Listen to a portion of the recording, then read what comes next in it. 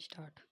Hello दोस्तों, तो आज आपका क्लास 10 बोर्ड एग्जाम का हिंदी का पेपर था। तो देखिए इस पेपर को सॉल्व करते हैं। ओके, देखिए इसमें पहला क्वेश्चन है, दोसांझ नाटक के लेखक हैं। तो दोसांझ जो नाटक है वो किसका है? जयशंकर प्रसाद का है। दोसांझ नाटक जयशंकर प्रसाद जी ने लिखा है। ठीक है, अगला क्वेश्चन है, प्रेमचंद्र का विशेष महत्व किस रूप में? तो प्रेमचंद्र का जो खासकर विशेष महत्व वो उपन्यास के रूप में हमारा। ठीक, रानी केतकी की कहानी के लेखक हैं, कौन है? इसका ऑप्शन हमारा सी सही हो जाएगा, यानी कि इंशाल्लाह खां। ठीक है, निम्नलिखित में से गद्य की विधा नहीं है। तो देखिए महाकाव्य ये भी एक गद्य की विधा है, नाटक भी गद्य की विधा है और उपन्यास भी। लेकिन हमारे जो एकांक है ये गद्य की विधा नहीं है। ठीक है, परीक्षा गुरु उपन्यास के लेखक है। तो देखिए परीक्षा गुरु जो है वो किसने लिखा है? यशपाल नहीं। परीक्षा गुरु जो लिखा है वो हमारा वो लिखा है लाला श्री निवास दास ने। इनने लिखा हमारा परीक्षा गुरु नाटक, सॉरी उपन्यास है परीक्षा गुरु। रामचंद्रिका के रचनाकार, रामचंद्रिका के रचनाकार है केशव दास। तार सप्तक में कितने कवियों की रचना संकलित है? चार नहीं। देखिए ये जिस बच्चे का पेपर है इसने ये चार ऑप्शन किया है, यानी कि ये ऑप्शन गलत है। इसमें जो तार सप्तक कवियों की जो संख्या है यानी रचना संकलित है वो हमारे 7 कवि है। इसमें तार सप्तक में कितने कवियों की रचना संकलित है? 7। ऑप्शन नंबर इसका बी हमारा सही है। द्विवेदी युग में द्विवेदी युग नाम किसके नाम पर पड़ा? देखिए द्विवेदी युग जो नाम है वो हमारा महावीर प्रसाद द्विवेदी पर पड़ा है। कई बच्चे एक ऑप्शन करके आए हैं तो ये गलत है, सी ऑप्शन इसका राइट है। कुरुक्षेत्र के रचनाकार है। देखिए कुरुक्षेत्र के रचनाकार कौन से हमारे? रामधानी से दिनकर। इसका डी ऑप्शन हमारा सही है। बिहारी ने किस भाषा में काव्य रचना की है? तो बिहारी ने ब्रज भाषा में काव्य रचना की है। ओके, इसको ऑप्शन हमारा ए सही है। हास्य रस का स्थायी भाव, देखिए हास्य रस का स्थायी भी बहुत ही इजी क्वेश्चन है और आसान है। तो इस ये तो आप सब बच्चे करके ही आए होंगे। इसको ऑप्शन नंबर डी सही है।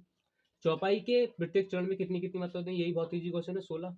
पीपल पास सहित मंडोला पंक्ति में अलंकार है। इसमें हमारा ऑप्शन नंबर सी उपमा अलंकार है। देखिए कैसे, जिस उपमा अलंकार, देखिए उपमा अलंकार की परिभाषा क्या होती है? जहाँ किसी व्यक्ति वस्तु या पदार्थ की समानता या तुलना की जाए।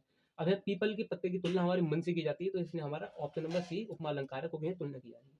पंचवटी में प्रयुक्त समास है। तो देखिए पंचवटी में समास है वो द्विगु समास होगा, ऑप्शन नंबर ए। क्योंकि देखिए द्विगु समास क्या होता है? जहाँ संख्यावाचक पद आए वहां हमारा द्विगु समास होता है। देखिए पंचवटी यानी कि पंच का मतलब 5, तो ये हमारा ऑप्शन नंबर ए है क्योंकि इसमें संख्यावाचक पद है, द्विगु समास। गंगा का पर्यायवाची है सूर, गलत। जलयान भी नहीं होगा। गगन तो ये हमारा आकाश का होता है, तो गंगा का पर्यायवाची होगा वो सुरसरी होगा, ऑप्शन नंबर डी।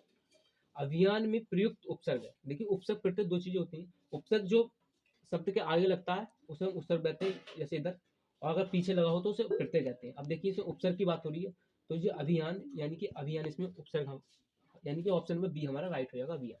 तद शब्द की चतुर्थी विभक्ति एक वचन पुल्लिंग का रूप होगा। देखिए इसका जो ऑप्शन हमारा ए सही है और इस बच्चे ने डी करा है, जो कि हमारा गलत है। इसमें बच्चे ने डी करा है, लेकिन ऑप्शन नंबर इसका जो ए है ये हमारा राइट है, ऑप्शन नंबर ए राइट है इसका। 18वां क्वेश्चन हमारा, पद परिचय की दृष्टि से पद कितने प्रकार के होते हैं? तो पद परिचय की दृष्टि से पद जो होते हैं हमारे वो 7 प्रकार के होते हैं। ठीक है, और ये ऑप्शन नंबर इसका गलत है, मतलब हमारे जो पद परिचय वो सात प्रकार के होते हैं। 19वां क्वेश्चन हमारा, कृतवाच्य में प्रधानता होती है। देखिए कृतवाच्य में जो प्रधानता होती है वो कर्ता की होती है। कर्ता यानी कि सब्जेक्ट, इसकी क्या होती है? हमारी प्रधानता होती है, कर्ता की प्रधानता होती है कृतवाच्य में। ठीक है, क्रिया कर्म भाव इसकी प्रार्थना नहीं होती है, बी ऑप्शन सही है। भाषा की सबसे छोटी इकाई, देखिए भाषा की सबसे छोटी इकाई होती है उस वो क्या होता है? अक्षर। अक्षर से मिलकर देखिए शब्द बनते हैं, शब्द से मिलकर पद बनते हैं और पद से मिलकर वाक्य, यानी सॉरी, अक्षर से मिलकर शब्द बनते हैं और शब्द से मिलकर वाक्य और वाक्य से मिलकर पद बनते हैं। तो आई होप आपका ये पेपर था, आप बोर्ड अपने बोर्ड एग्जाम में अच्छा करके आए होंगे। जय हिंद, नमस्कार।